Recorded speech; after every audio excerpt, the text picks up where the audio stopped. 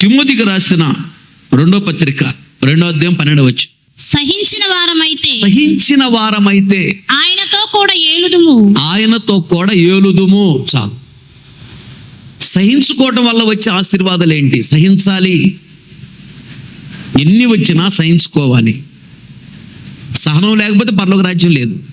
సహించుకుంటేనే పరలోక రాజ్యం. సహించుకున్న వాడే నరకాన్ని నుండి రక్షించబడతాడు. పరలోక రాజ్యానికి వెళ్ళాలంటే సహనం చాలా ప్రాముఖ్యమైనది. సహించిన వాడే ఏలుబడి చేస్తాడు. ఎక్కడ? భూమి మీదే ఏలుబడి అనేది. భూమి మీద మనము చనిపోక మునిపే నువ్వు సహనము కలిగి జీవించే వ్యక్తివైతే నువ్వున్న ప్రాంతంలో దేవుడు నిన్ను ఒక అధికారిగా పెడతాడు. ఒక చిన్న ఉద్యోగం చేస్తూ ఉన్నావా? పై అధికారుల దగ్గర సహించుకొని మౌనంగా ఉన్నావా? అక్కడే దేవుడు నిన్ను పై అధికారిగా పెట్టగలడు. ఆమేన్, హల్లెలూయా. సహించుకుంటే ఏలుబడి చేస్తా, అధికారిగా ఉంటావు. అనేక మందికి భోజనం పెట్టే స్థితిలో, అనేక మందికి వస్త్రాలు ఇచ్చే స్థితిలో, అనేక మందికి ఆలోచన చెప్పే స్థితిలో అధికారిగా ఉంటావు సహించుకున్నప్పుడు. యోసేపు అన్నలు తిట్టినా కొట్టినా తిరిగి తిట్టాడని తిరిగి కొట్టాడని రాయబడి ఉందా బైబిల్లో? లేదు. సహించుకున్నాడు. ఆ ఇంటికి వెళితే పొత్తిఫర్ ఇంట్లో చేయని నేరానికి నింద వేసి కొట్టి జైల్లో పడేశారు. నోరు తెరవల. ఆయన నోరు తెరిచాడంటే కాపురం పోద్ది. అక్కడ నాకు అన్నం పెట్టింది, నాకు వస్త్రాలు ఇచ్చింది, ఆమె కాపురం నేను తీయకూడదు, సాతాను ఆమెను శోధిస్తున్నాడేమోలే అని చెప్పి సహించుకున్నాడే కానీ చెప్పలేదు, నోరు తెరవలేదు. నేను వచ్చి వాళ్ళ కాపురం ఎందుకు తీయాలని మౌనంగా ఉన్నాడు. ఈయన మౌనంగా ఉన్నాడు, ఆవిడ ఈయనమే చెప్పింది. కొట్టారు, జైల్లో పడేస్తారు. అయినా నోరు తెరలా, మౌనంగా ఉన్నాడు. చాలా మంది రకరకాలుగా అంటున్నారు. ఇంట్లోకి పిలిచి అన్నం పెట్టి ఎడ్ చేస్తే వాడు చూడు అట్ట చేసి ఎడ్ చేసి చాలా అంటున్నారు. తలకాయ ఉంచుకొని మౌనంగా వెళ్ళిపోయాడు జైలుకి.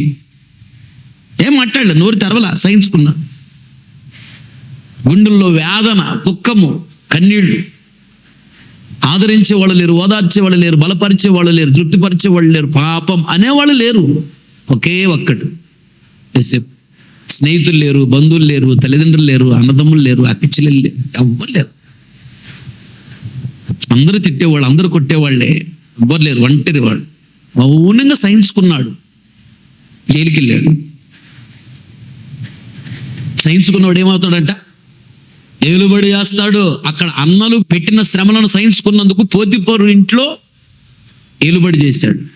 పోతిఫరు ఇంట్లో సహించుకున్నందుకు జైలుకి వెళితే జైల్లో అధికారి, జైల్లో ఏలుబడి చేశాడు. జైల్లో కూడా రకరకాలుగా వచ్చినాయి, ఎన్నో వచ్చినాయి. ఎన్నెన్నో అన్నారు. ఎన్ని అన్నా సహించుకున్నాడు. అక్కడ కూడా రాజుగారి దగ్గరికి వెళ్ళాడు. దేశాన్ని ఏలుబడి చేశాడు. కొటికేటిగా చెప్పట్లో ఆమేన్, హల్లెలూయా. సహించుకున్నవాడు ఏలుబడి చేస్తాడు, అధికారి అవుతాడు. మోషే కూడా 40 సంవత్సరాలు గొర్రెలు కాశాడంట. గొర్రెలు గాయకు మోషే ఎవరు? రాజకుమారుడు. ఆయనకు అసలు కష్టం అంటే ఏంటో తెలియదు, ఎండ అంటే ఏంటో తెలియదు, పని అంటే ఏంటో తెలియదు, ఆకలి అంటే ఏంటో తెలియదు, ఆయనకి ఎన్ని వస్త్రాలు ఉన్నాయో తెలియదు. రాజకుమారుడు. కళ్ళు ఆశించిన విధంగా, మనసు కోరుకున్న విధంగా ఏదైనా చేయొచ్చు, కానీ భక్తి గలవాడు. రాజకుమారుడు. అలాంటిది ఎన్నో సహించుకున్నాడు. మామ ఇంటిలో ఎన్నో వచ్చాయి. మంద ఆయనది కాదు, ఇల్లు ఆయనది కాదు, ఆయనకి ఇల్లు లేదు, తినడానికి తిండి లేదు, మోషేకి ఉండటానికి ఇల్లు లేదు, కట్టుకోవడానికి బట్టలు లేని పరిస్థితి. ఒకే జొత్తతో పారిపోయి వచ్చాడు. అత్తగారింట్లో ఇల్లరికే ఉంటున్నాడు. మోషేకి బాగా కోపం ఎక్కువ. కోపంతో ఒక దెబ్బ కొట్టేటి గొర్రె చచ్చిపోద్ది. గొర్రె చచ్చిపోయిందంటే మా ఇంట్లో నుంచి బయటకు పంపిస్తాడేమో. ఎటు పోయి బ్రతకాలి, ఎక్కడ పోయి బ్రతకాలి. కుక్కిని పేనులాగా మౌనంగా ఉన్నాడు. ఎన్ని సహించుకున్నాడు.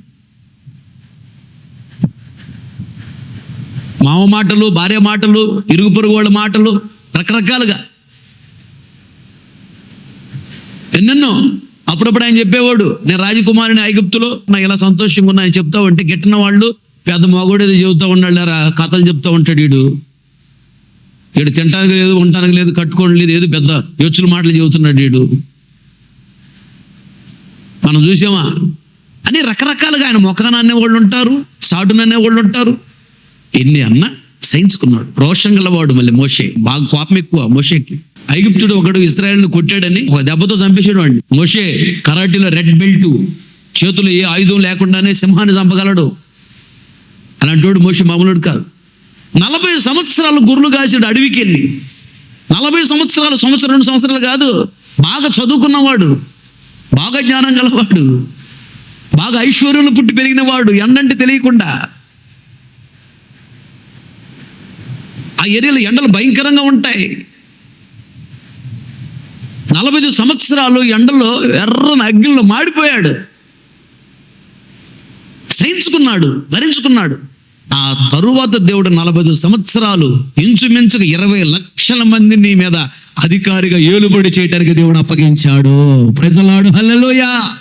ఎంత సహించుకుంటే అంత ఘనత ఉంటుంది నీకు, అంతగా నువ్వు అధికారిగా ఉంటావు.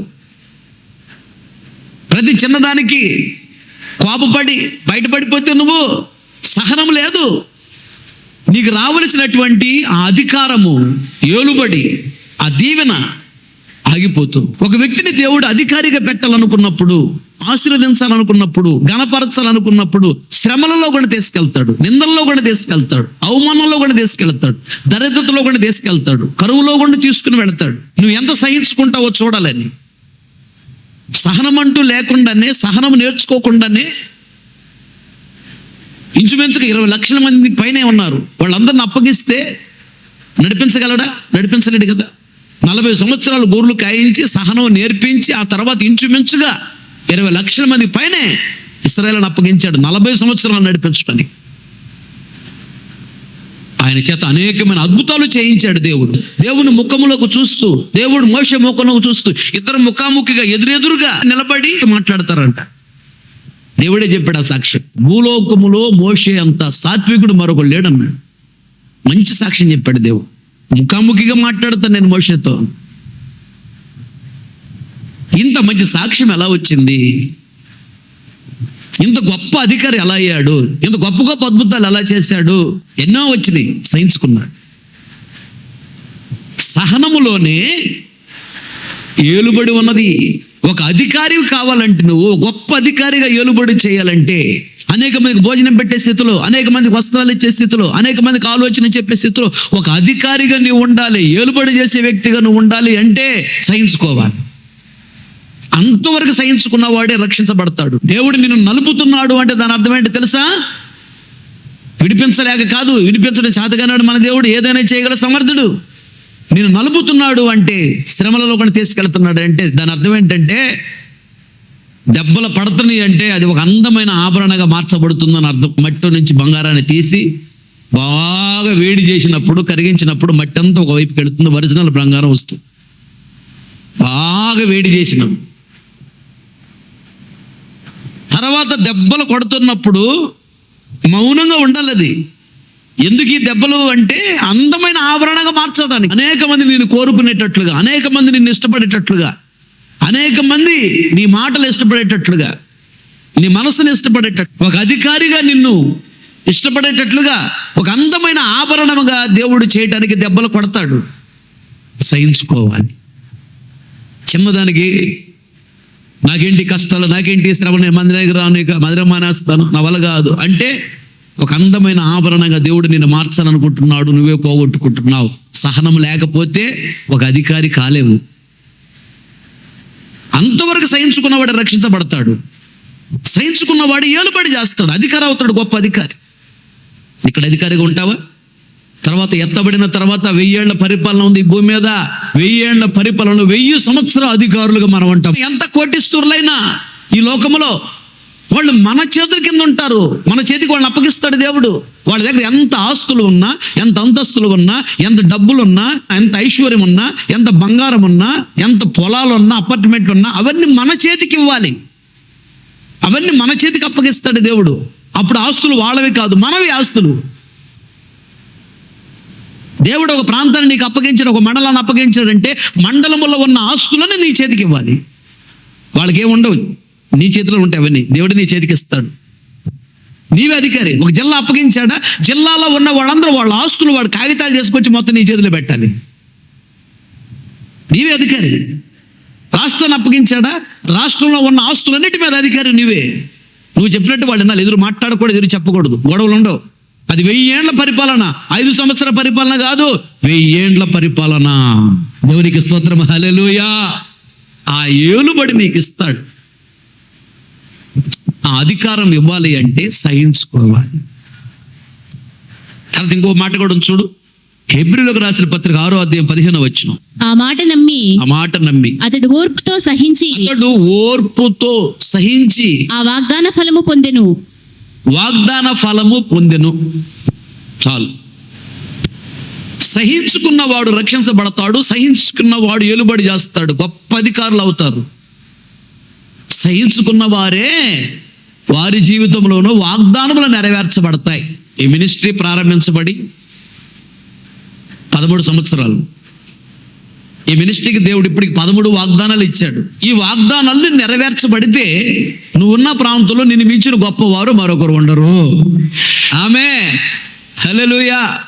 ఈ వాగ్దానాలన్నీ నెరవేర్చడానికి దేవుడు ఇచ్చాడు. వాగ్దానములు నెరవేర్చబడాలంటే నువ్వు సహించుకోవాలి. సహించుకున్న వారి జీవితంలోనూ వాగ్దానాలు నెరవేర్చబడతాయి. వాగ్దానములు నెరవేర్చబడ్డాయి అంటే నిన్ను మించిన గొప్పవారు మరొకరు ఉండరు. నువ్వున్న ప్రాంతంలో నీ ఘనత వేరుగా ఉంటుంది. అక్కడ నీ అంత ఘనత నువ్వున్న ప్రాంతం ఎవరికి ఉండదు. నీ అంత అభివృద్ధి నువ్వున్న ప్రాంతంలో మరొకరికి ఉండదు. నీ అంత ఆశీర్వాదము మరొకరికి ఉండదు. అక్కడ నీకు ఇచ్చిన అభివృద్ధి, నీకు ఇచ్చిన ఘనత, నీకు ఇచ్చేటువంటి వరాలు, నీకు ఇచ్చే తలాంతులు, నీకు ఇచ్చే అభిషేకం, నీకు ఇచ్చే మంచి సాక్ష్యము నువ్వున్న ప్రాంతంలో మరొకరికి ఉండదు. వాగ్దానములు నీ జీవితంలో నెరవేర్చబడాలంటే సహించుకో. అబ్రహాము సహించుకున్నాడండి. ఎంతగా సహించుకున్నాడు అంటే భార్యని తీసుకుని ఇల్లు విడిచి వచ్చాడు. అలాగే తమ్ముడు కొడుకుని తీసుకుని వచ్చాడు, లోతుని. తండ్రిని తీసుకుని వస్తే హారానికి వచ్చిన తర్వాత 10 సంవత్సరాల తర్వాత తండ్రి చనిపోయాడు, తెరహు. పిల్లలు లేరు. ఈయన ప్రార్థన చేస్తే అనేక మంది పిల్లలు పుట్టేవాళ్ళు, ఈయనకి పిల్లలు లేరు. భార్య ఎవరావిడ? మొదటి పేరు షారాయి, అంటే అర్థం ఏంటి తెలుసా? గయాళి, గయాళి గంప. ఇక గయాళి గంపతో కాపురం అంటే ఇంకెలా ఉండిద్దంట? ఎడతెగకుండా నీటి బిందువులు పడుతుంటాయి ఆ ఇంటి మీద నుంచి. వర్షం ఆగిపోయిన తర్వాత ఇంటి మీద నుంచి ఒక చుక్క ఎడతెగక పడతాను ఒకటి అండి. ఎడతెగక ఇంటి మీద నుంచి పడుతున్న నీటి బిందువులతో సమానమంట జగడగుండైన భార్యతో కాపురం. ఆయన ఎంత సహించుకుని ఉంటాడు ఆవిడ్ని. ఈ భక్తుడు ప్రార్థన చేస్తే ఊరు మొత్తానికి పిల్లలు పుడతారు, మాకు పుట్టరు. మరి ఆ భక్తి ఉందో మాకు పని చేయట్లా. ఈయన ప్రార్థన చేస్తే జనాలకు కార్యాలు జరుగుతాయి, మాకు జరగవు. మరి ఆ ప్రార్థన మాకెందుకో ఫలించట్లేదు. మరి ఏంటో నాకు అర్థం కావట్లేదు. ఈయన ప్రార్థన రకరకాలుగా ఎన్ని అంటున్నా సహించుకున్నాడు, భరించుకున్నాడు. భార్యను సహించాడు. యోసేపు అన్నలను సహించాడు. పై అధికారుల దగ్గర సహించుకున్నాడు. ఇరుగు పొరుగు వాళ్ళను సహించుకున్నాడు. ఏ రోజు తిరిగి మరలా ఇంటికి వెళ్ళలేదు. నిందలు వచ్చాయి, అవమానాలు వచ్చాయి, సమస్యలు వచ్చాయి, కష్టాలు వచ్చాయి, కన్నీళ్ళు ఎదురయ్యాయి, దుఃఖం ఎదురయ్యింది, శ్రమలు ఎదురయ్యాయి, కరువు ఎదురయ్యింది. ఒకసారి భయంకరమైన కరువు వస్తే అప్పుడు గెరార్ అనే ప్రాంతానికి వెళ్ళాడు. భయంకర పరిస్థితి. ఎన్ని వచ్చినా సహించుకున్నాడు. దేవుణ్ణి విడిచిపెట్టి వెళ్ళలేదు. దాని అర్థం సేవను విడిచిపెట్టి వెళ్ళలేదు. ఆ సహనం నాకు దయచేయండి ప్రార్థన చేసుకుని సహించుకున్నాడు అబ్రహాం. పిల్లలు లేరు అని చాలా ఏడ్చాడు సహించుకున్నందుకు. ఒకరోజు అబ్రహాం బయటికి రా అన్నాడు. సాయంకాల సమయం వచ్చాడు. ఆకాశంలో చూడన్నాడు. అయ్యా చూశాడు. ఆ నక్షత్రాన్ని లెక్కించు. లెక్కించలేనయ్యా, నీ సంతానాన్ని నేను అలా దీవించబోతున్నాను అన్నాడు. ఒక్క కొడుకు లేడు, ఒక కూతురు లేదని బాధపడుతున్నావేంటి అన్నాడు. ఇశ్రాయేలు, యూదులు, ముస్లిమ్స్ అందరూ అబ్రహాం సంతానమే. ఒకటి. రెండోది, మనసును మార్చుకొని బాప్తిస్మం తీసుకున్న వాళ్ళు ప్రపంచంలో ఎక్కడ ఉన్న వాళ్ళందరూ అబ్రహాము సంతానమే. ఇప్పటికి అబ్రహాము చనిపోయిన అబ్రహాముకి ఆత్మీయ పిల్లలు పుడతానే ఉన్నారు. ఇంకా మనసు మార్చుకుని బాప్తిస్మం తీసుకున్న ప్రతి ఒక్కడు అబ్రహాము సంతానమే. నీతిమంతులకు తండ్రి అబ్రహాము గారు. ఎంతమంది బాప్తిస్మాలు తీసుకొని చనిపోయి దేవుని రాజ్యంకి వెళ్ళి ఉంటారు? వాళ్ళందరూ అబ్రహాము సంతానమే. ఆయన సంతానం ద్వారానే కదా యేసు ఈ భూలోకానికి వచ్చింది. అబ్రహాము దగ్గర నుంచి కూడా రక్షణ పొందిన వాళ్ళందరూ కూడా ఆయన సువార్త విని దేవుని రాజ్యంలో ఉన్నారు. సైన్స్ కొన్నందుకు చూడు అబ్రహాము ఎంత గొప్పవాడయ్యాడో, ప్రపంచంలో గొప్పవాడయ్యాడు. ఆయన పిల్లలు ఇశ్రాయేలు యూదులు ఎంత ఘనంగా ఉన్నారు, ఎంత గొప్పగా ఉన్నారు చూడు. దేవునికి స్తోత్రం.